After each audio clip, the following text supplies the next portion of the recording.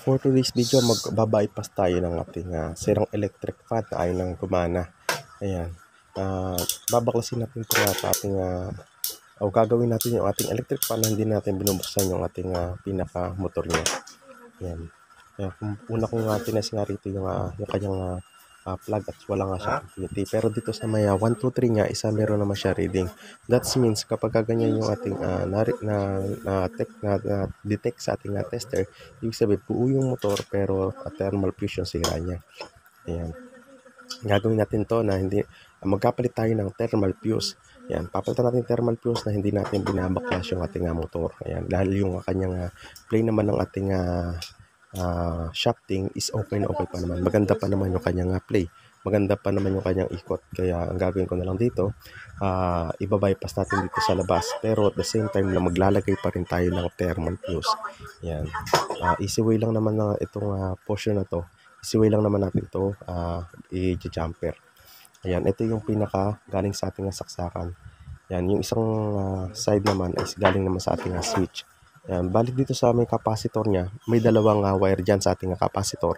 Yung isang paa is babalatan lang natin siya. Ayan. Balatan lang muna natin itong isang paa ng capacitor o yung kanyang isang wire ng ating capacitor. Bali, isang paa lang muna yung babalatan natin. Pero once na baligtad yung ikot, yung sa kabila tayo magtatap. Diyan kasi tayo magtatap ng isa nating linya. Ayan, yung ating ito yung wire na to, ito yung galing sa ating saksakan.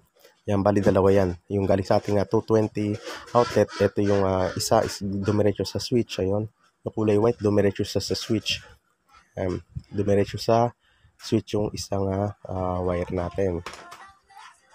Ayan yung wire, yung plug natin, dumiretso siya rito sa switch. Yan, hindi natin pakikialaman yan. Yung isa naman na wire na yan is dumiretso sa motor. Siya itatap natin sa binalatan natin dito sa isang paa ng kapasitor. Yan ayan, patap natin dito yung ating sa linya. Itong portion na pumunta sa may motor. Yan, babaklasin lang muna natin yung pagkakadikit nila dyan. Ayan. Itong isa na to is papunta sa motor. Yung papunta sa motor na yun, wala nang kwenta yun. Ayan, pwede natin ikat yan o takpan natin ng tape. Ayan, wala nang kwenta yan. Wala na siyang purpose. Ayan, bali itong kinat natin, yung isang karugtong sa galing sa ating saksakan, itatap natin sa isang paa ng kapasitor o may isang wire na binalatan natin kanina. Doon natin siya itatap. Ayan. Bali rito, aabangan lang natin siya ng tester kung magkakaroon siya ng reading para makita natin kung tama ba yung ating tapping. Yan.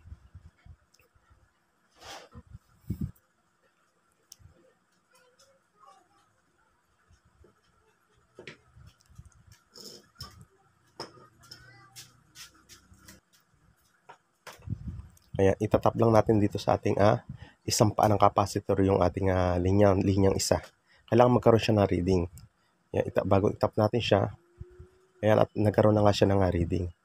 Ayan, kung mapapansin nyo nga dyan na meron siyang reading. Ayan, bali, ayan, 39. Ayan, 39 yan, isa number 1 yan. Nakaswitch kasi sa number 1 yung ating switch, naka number 1 siya. Pagka ginawa natin siyang number 2, ayan, dapat bumaba siya. Ayan, number 3, ayan, kailangan pababa yung kanyang reading. 1, 2, 3 is pababa yung reading niya. Pagka pataas yung reading niya, ang ibig sabihin ng baliktad yung kabit natin ng ating tapping. Kailangan doon natin siya ilipat sa kabilang side naman ng ating kapasitor. O yung hindi natin binalatan na kapasitor, doon natin ililipat yung ating isang linya. Kaya ibig sabihin, pero sa pagkakataon to, is tama naman yung ginawa nating pagtatapping. Ayan.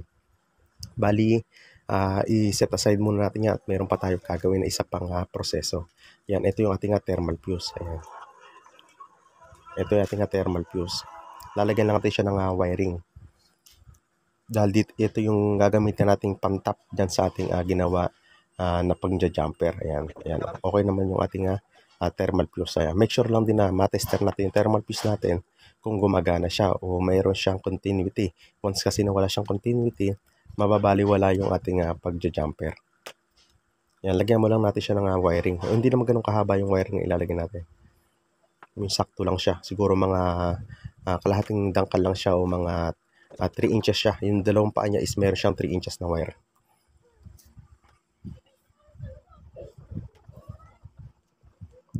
Kailangan din natin siyang isigurado ay kung mapapansin niyo lagyan ko siya ng shrinkable tube o kaya naman kung walang shrinkable tube puwede naman yung electrical tape, ayan. Importante na maglagay tayo ng ating thermal fuse. Kahit na mag-jumper tayo is mayroon pa rin tayong thermal fuse. Kaya kung papansin isinusuot ko na nga rito yung ating thermal fuse. Ididikit natin kasi yan dito sa pinaka-body ng motor niya o sa pinaka-winding niya, ayan. Importante na mayroon tayong thermal fuse na maididikit sa ating body. Hindi tayo pwede maglagay ng thermal fuse na hindi nakadikit sa body. Yan kasi ang magdi-detect ng heat. Pagka na-achieve niya na yung kanyang siguro 100 Celsius o 120 Celsius is mag-o-open na yung ating thermal fuse at makakaiwas tayo sa sunog. Ayan. Once kasi na dinirect natin o hindi natin siya nilagyan ng thermal fuse, isa masusunog yung ating electric fan o yung ating motor winding. Isa pang magiging cause nun ng ating pagkasunog nating bahay once na walang nagbabantay. Kaya importante na may thermal fuse pa rin tayong ilalagay kahit na ginamper na lang natin siya rito sa labas. Ayan. Ganito lang ang simpleng pag-jumper natin na hindi na natin kailangan buksan yung motor. Yan yung ating isang linya. Itatap naman natin sa capacitor. Ayan. Dito, tinatap na natin sa capacitor. Yung ating isang paa ng ating thermal fuse. Yung isa naman doon naman sa isang linya. At ang pinaka-importante nga dyan, yung thermal fuse natin, kailangan maidikit natin na maayos dun sa body ng ating electric fan o ng ating motor para makadetect siya ng init. Yan. Once kasi na hindi na natin dinikit yung ating thermal fuse sa may body ng ating electric fan, useless lang din yung ating paglalagay ng thermal fuse. Ayan, once na idikit na natin yung ating thermal fuse, is okay na siya. Ayan, i-organize na lang natin yung wire. Ito yung thermal fuse. Ayan. Ayan, dumiretso lang yan sa ating isang paa ng ating capacitor, yung isang linya ng ating saksakan. Ayan. Isusuot natin siya doon o iipit natin siya dito sa ating winding. Yan, ipit natin siya dun sa pinakaloob. Hindi pwedeng nakalabas lang yan dahil walang kwenta yan kapag wala siyang mga sensor na init, hindi rin siya mag-o-open. Magiging same, hindi rin siya useless yung ating gagawing thermal fuse bypass kapag wala yung detection na ating makina. Ayan. Ayan, papasin nyo nga dyan, isa umiikot na yung ating electric fan. Ayan, hindi na natin binuksan yung motor niya pero nagawa natin siya. Pero syempre, kahit na hindi natin siya nabuksan, abutin pa rin natin siya na langis. Ayan, malalangisan pa rin naman natin siya kung saan naka-open siya. Ayan, dahil okay na okay pa naman kasi yung rotor niya, kaya hindi ko na binuksan yung ating motor. Ayan. Langisan lang din natin siya para maging mas tumagal pa yung ating electric fan. Ayan, ganoon lang guys ang jumper na hindi na binubuksan yung ating motor. Ayan, ganoon lang guys. Thanks for watching.